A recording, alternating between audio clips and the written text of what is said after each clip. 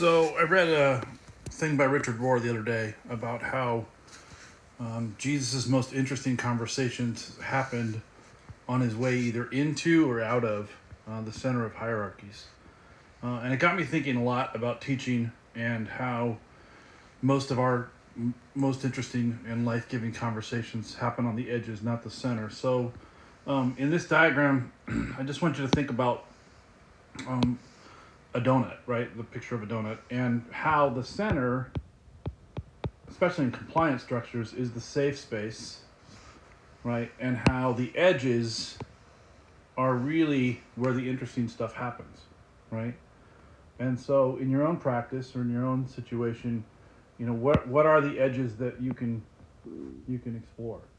Take for example the example of a staff meeting, right? That's hardly ever a life-changing situation because it's at the center of that compliance structure, as opposed to those conversations that we have with students in the hallway or with colleagues in the parking lot. Those all happen on the edges, right?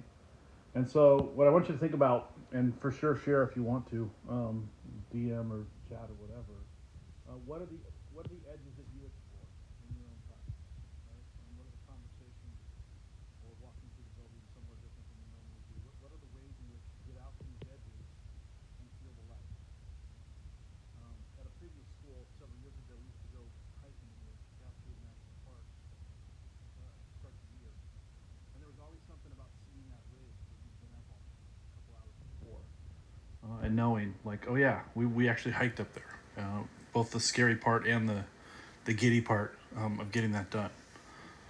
So if you have edges or you've explored edges, please let me know, and I'd love to hear what those are.